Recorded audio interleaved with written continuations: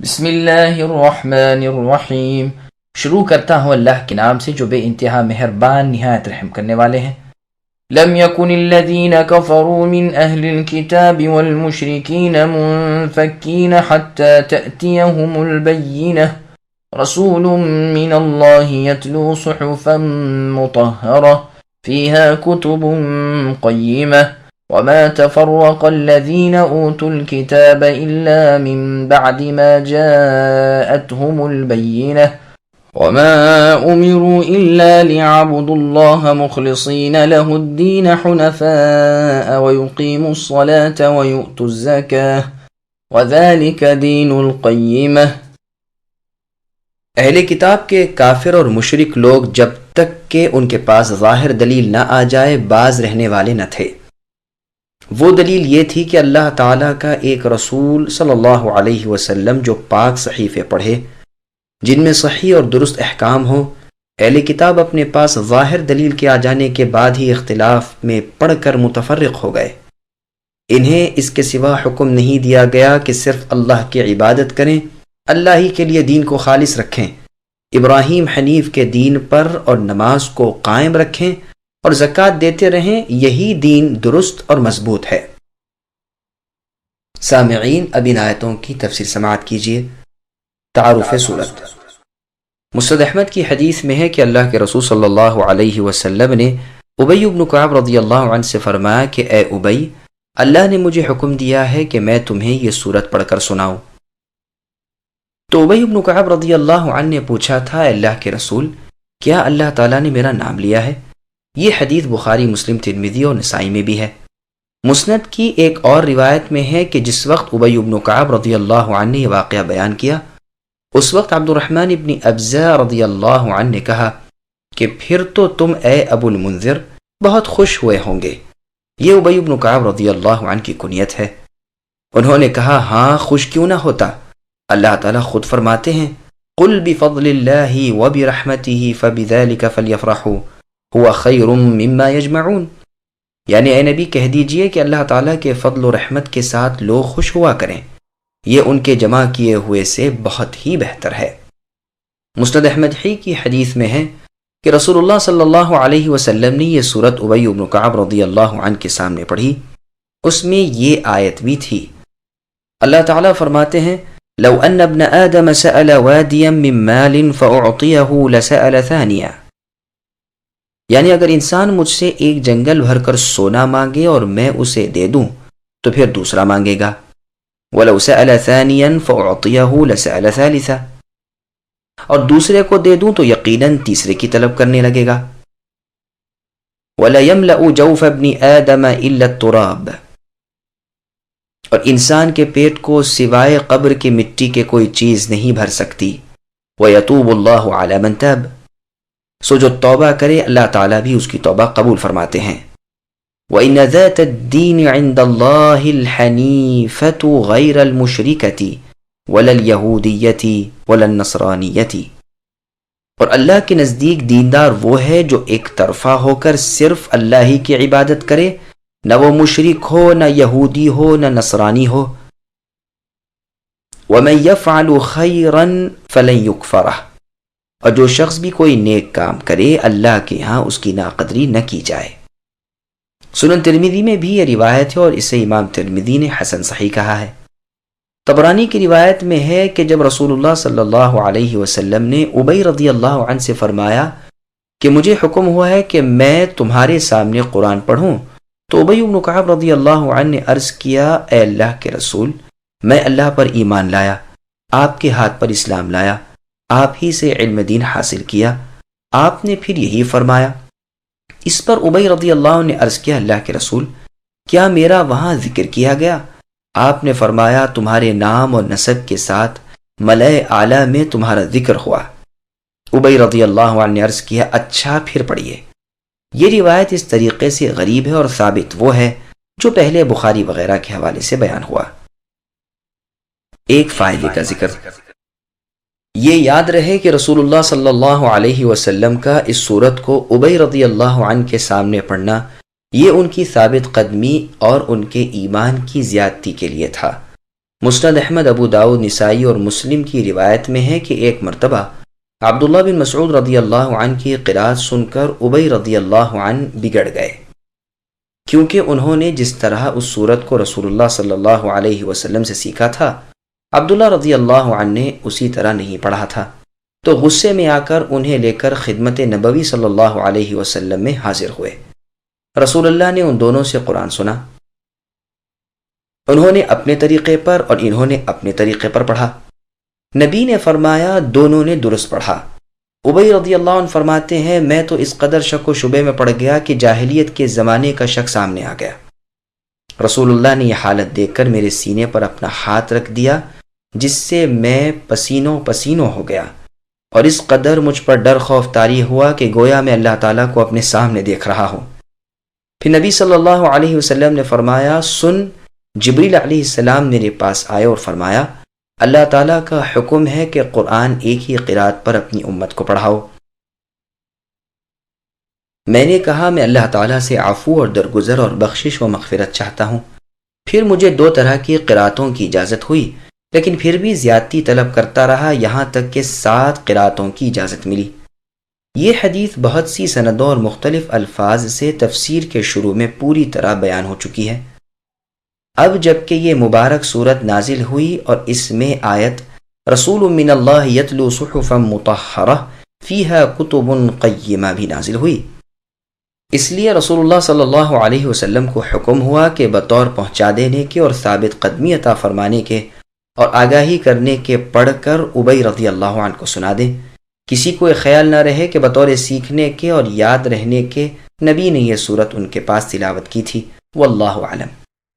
بس جس طرح نبی صلی اللہ علیہ وسلم نے ابی رضی اللہ عنہ کے اس دن کے شک و شبے کو دفع کرنے کے لیے جو انہیں مختلف قراتوں کو رسول اللہ کے جائز رکھنے پر پیدا ہوا تھا، ان کے سامنے یہ صورت تلاوت کر کے سنائی، ٹھیک اسی طرح عمر بن الخطاب رضی اللہ عنہ کا واقعہ ہے کہ انہوں نے بھی حدیبیہ والے سال صلح کے معاملے پر اپنی ناراضگی ظاہر کرتے ہوئے بہت سے سوالات رسول اللہ صلی اللہ علیہ وسلم سے کیے تھے، جن میں ایک یہ بھی تھا کہ کیا آپ نے ہمیں یہ نہیں فرمایا تھا کہ ہم بیت اللہ یعنی خانہ کعبہ میں جائیں گے اور طواف کریں گے؟ نبی نے فرمایا ہاں یہ تو ضرور کہا تھا، لیکن یہ نہیں کہا تھا کہ اسی سال یہ ہوگا، یقیناً وہ وقت آ رہا ہے کہ تم وہاں پہنچو گے اور طواف کرو گے۔ اب حدیبیہ سے لوٹتے ہوئے سورہ فتح نازل ہوئی تو رسول اللہ صلی اللہ علیہ وسلم نے عمر رضی اللہ عنہ کو بلوایا اور یہ سورت پڑھ کر سنائی۔ یہ روایت صحیح بخاری میں ہے،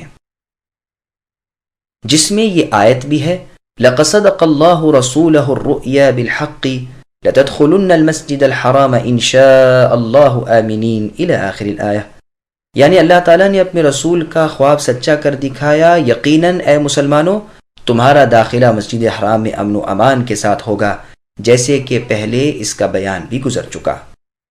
اہل کتاب کی ہردرمی۔ اہل کتاب سے مراد یہود و نصارہ ہیں، اور مشرکین سے مراد بت پرست عرب اور آتش پرست عجمی ہیں۔ فرماتے ہیں کہ یہ لوگ بغیر دلیل کے آ جانے کے باز رہنے والے نہ تھے۔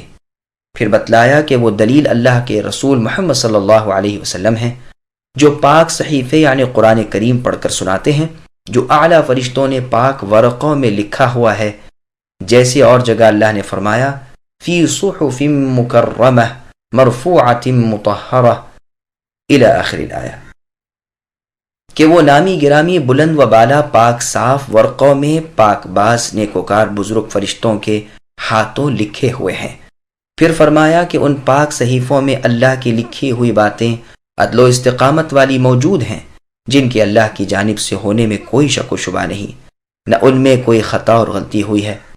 قتادہ رحمۃ اللہ علیہ فرماتے ہیں کہ وہ رسول اللہ صلی اللہ علیہ وسلم عمدگی کے ساتھ قرآنی واز فرماتے ہیں اور اس کی اچھی تعریف بیان فرماتے ہیں۔ ابن زید رحمۃ اللہ علیہ فرماتے ہیں کہ ان صحیفوں میں کتابیں ہیں استقامت اور عدل و انصاف والی۔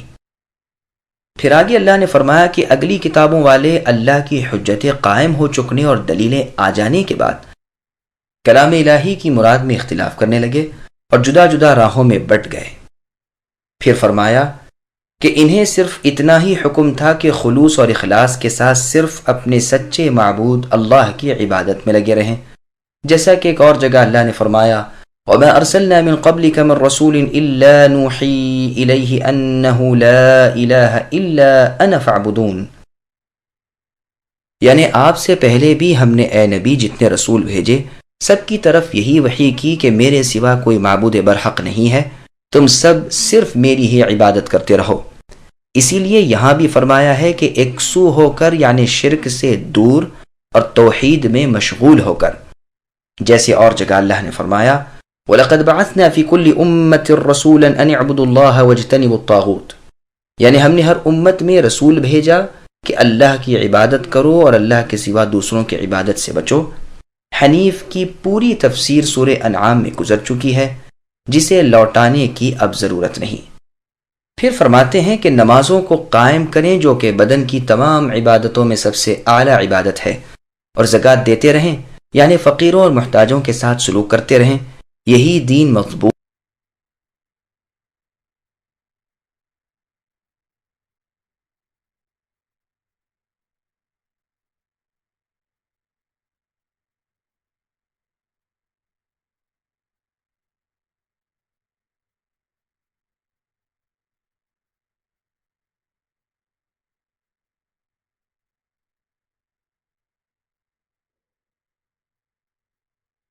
إن الذين كفروا من أهل الكتاب والمشركين في نار جهنم خالدين فيها أولئك هم شر البرية إن الذين آمنوا وعملوا الصالحات أولئك هم خير البرية جزاؤهم عند ربهم جنات عدن تجري من تحتها الأنهار خالدين فيها أبدا رضي الله عنهم ورضوا عنه ذلك لمن خشي ربه۔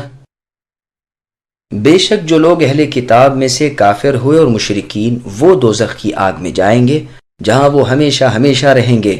یہ لوگ بدترین خلائق یعنی مخلوق ہیں۔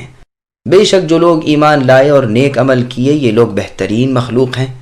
ان کا بدلہ ان کے رب کے پاس ہمیشگی والی جنتیں ہیں جن کے نیچے نہریں بہہ رہی ہیں، جن میں ہمیشہ ہمیشہ رہیں گے۔ اللہ تعالیٰ ان سے خوش رہیں گے اور یہ اللہ سے، یہ ہے اس کے لیے جو اپنے پروردگار سے ڈرے۔ سامعین، اب ان آیتوں کی تفسیر سماعت کیجیے۔ کفار و مشرکین کا انجام بد۔ اللہ تعالیٰ کافروں کا انجام بیان فرما رہے ہیں۔ وہ کافر خواہ یہود و نصارہ ہوں یا مشرکین عرب و عجم ہوں، جو بھی انبیاء اللہ کے مخالف ہوں اور اللہ کی کتاب کے جھٹلانے والے ہوں، وہ قیامت کے دن جہنم کی آگ میں ڈال دیے جائیں گے اور اسی میں پڑے رہیں گے، نہ وہاں سے نکلیں نہ چھوٹیں۔ یہ لوگ تمام مخلوق سے بدتر اور کمتر ہیں۔ پھر اپنے نیک بندوں کے انجام کی خبر دیتے ہوئے، جن کے دلوں میں ایمان ہے اور جو اپنے جسموں سے سنت کی بجاوری میں رہا کرتے ہیں، کہ یہ ساری مخلوق سے بہتر اور بزرگ ہیں۔ ایک فائدے کا ذکر۔ اس آیت سے ابو ہریرہ رضی اللہ عنہ اور علماء کرام کی ایک جماعت نے استدلال کیا ہے کہ ایمان والے انسان فرشتوں سے بھی افضل ہیں۔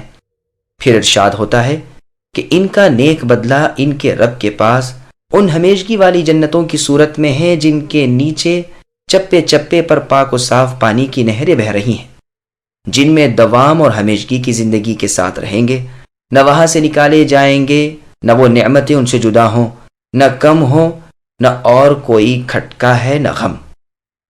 پھر ان سب سے بڑھ چڑھ کر نعمت و رحمت یہ ہے کہ رضائے رب، مرضی مولا، نیز اپنے اللہ کے خوبصورت و بزرگ و برتر چہرے کو دیکھنے کی سعادت حاصل ہو گئی ہے، اور انہیں اس قدر نعمتیں اللہ تعالیٰ کی طرف سے عطا فرمائی گئی ہیں کہ یہ بھی بدل راضی ہو گئے ہیں۔ پھر ارشاد ہوتا ہے کہ یہ بہترین بدلہ، یہ جزائے جزیل، یہ اجر عظیم دنیا میں اللہ سے ڈرتے رہنے کا عوض ہے۔